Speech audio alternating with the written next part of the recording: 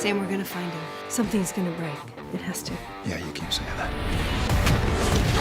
You don't recognize me with this pretty face? You're the Archangel Michael. Oh, God. People keep calling me that. Michael needs to be stopped. That means Dean dies too? Then he dies. There will be no new king of hell. All right. Who's next? Hey guys, so exciting stuff. Season 14 promo just came out earlier. You're all going crazy over it, just like I am, obviously.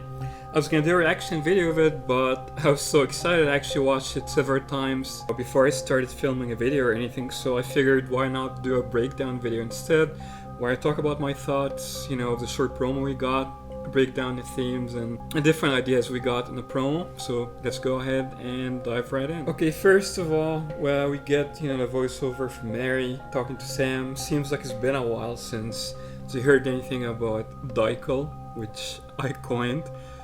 Michael, Dean, Dykel, deal with it. It's a cool nickname. I'm gonna go with it.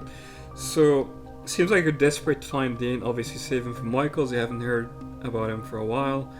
I heard Jensen talk about there's a time period passing at the beginning of the season, so this part of the trailer explains that. It's not straight after last season's finale. It's been a while. The guy's probably been looking for Dean for a while. They couldn't find him. Dykel in this case. So, desperate times. And then we get a weird scene of like ninja guy kicking another guy. Is that supposed to be Jack stunt double or something? Because obviously it's not Jack, but he kind of looks like Jack from the haircut and body posture and stuff. So I'm not sure what this bit of the trailer of the action is exactly. We also see Sam obviously getting beat up, which is normal for the boys, so not much to look into in this part.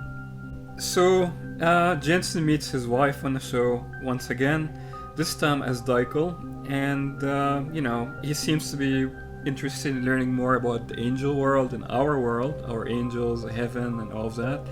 That's what I got from the interview I read about that recently anyway.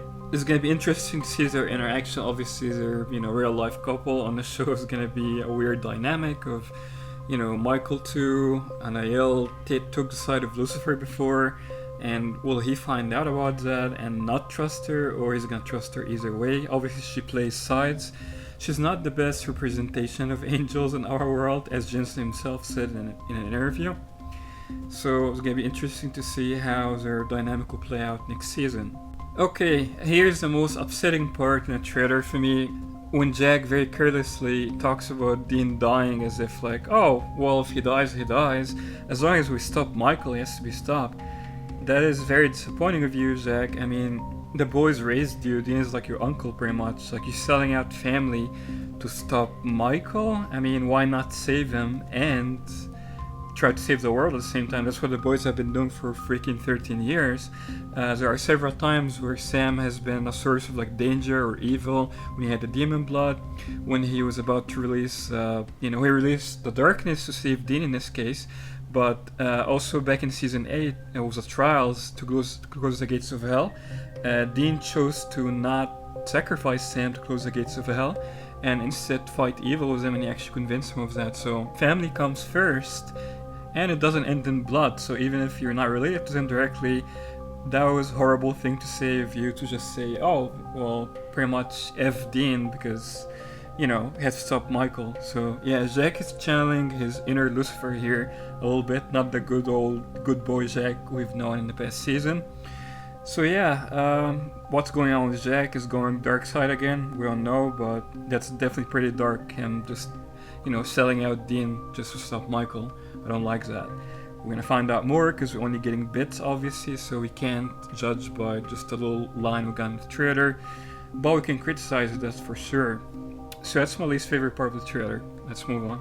Okay, Sam very strongly declares there shouldn't be another King of Hell. He doesn't want Hell to get strong and organized again, obviously, which makes sense. Crowley was running it smooth and they actually liked him. He was their friend, so I guess they were cool with Crowley being King of Hell, but not anyone else after him. Well, Crowley days are over, so now they don't want anyone anymore. Crowley was the kind of the good bad guy in that case. But yeah, straight after Sam says this in the trailer, we get scenes of Michael Dykel becoming King of Hell, well, surprise, surprise, I didn't actually see this coming at all, because we've never heard of like anyone else from the Archangels other than Lucifer wanting that kind of power over Hell.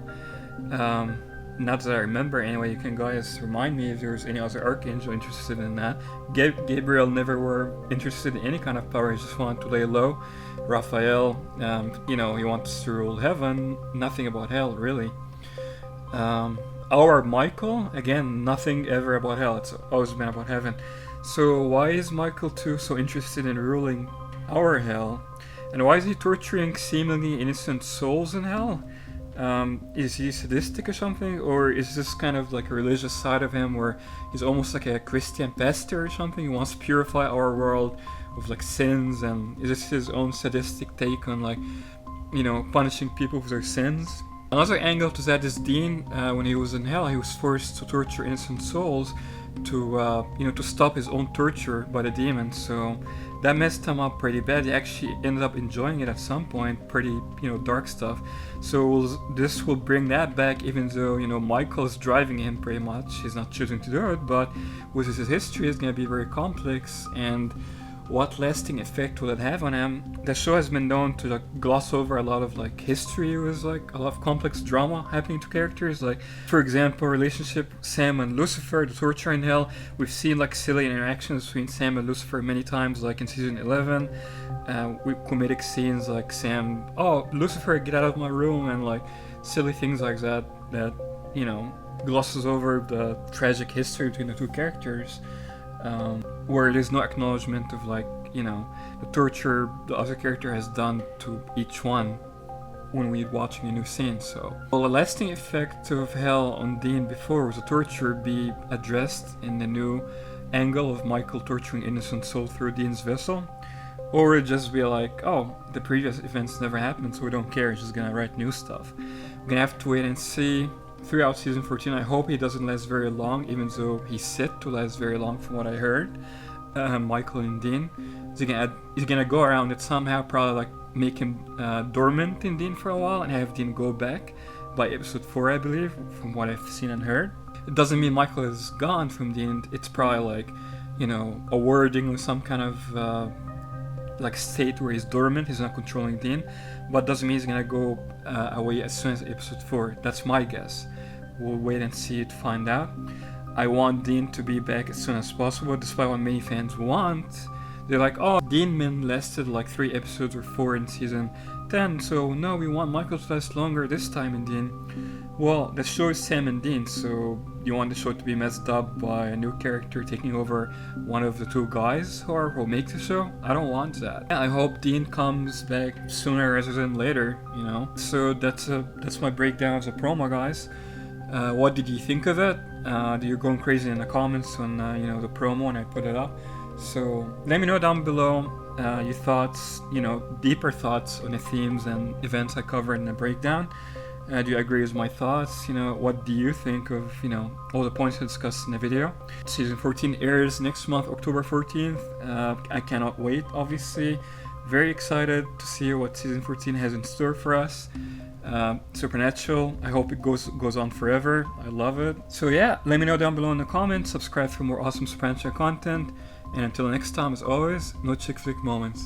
Does it re-energize you when there are twists like Dean being possessed by Archangel Michael, and you're essentially playing a completely different character now when you start the new season? Yeah, 100%. In fact, it's been almost a daunting challenge.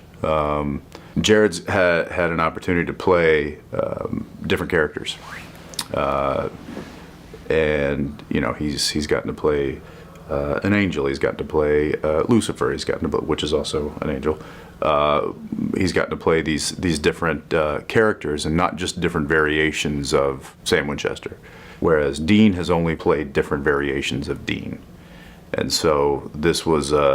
And I hadn't thought about that until the script came down the pipe, where it was Michael was going to take possession of Dean's vessel, and then I realized that this was uncharted territories, which I didn't realize that we had any of those left after 13 years. But here we are, starting season 14. I'm playing a different character within the same show that I've been playing for the past 13 years.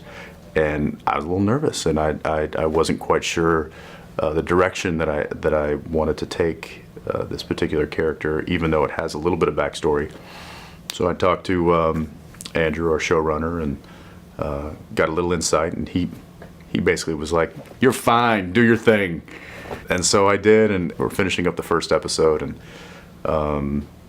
the feedback has been good. It's been like, hey, let's do a little bit more of this, and a little. It's been more feedback than I've gotten in the last 13 years.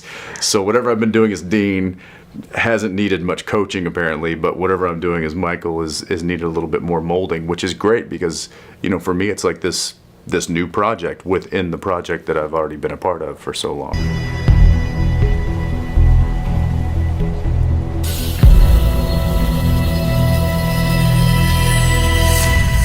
Can you tease how long you will be playing this new character? The character stays around longer than the audience will assume. Let's put it that way. Oh, interesting.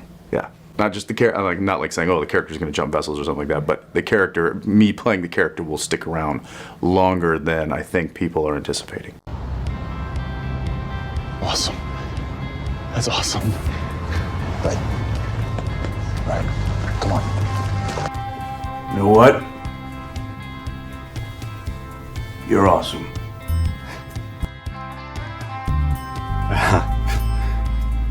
Thanks.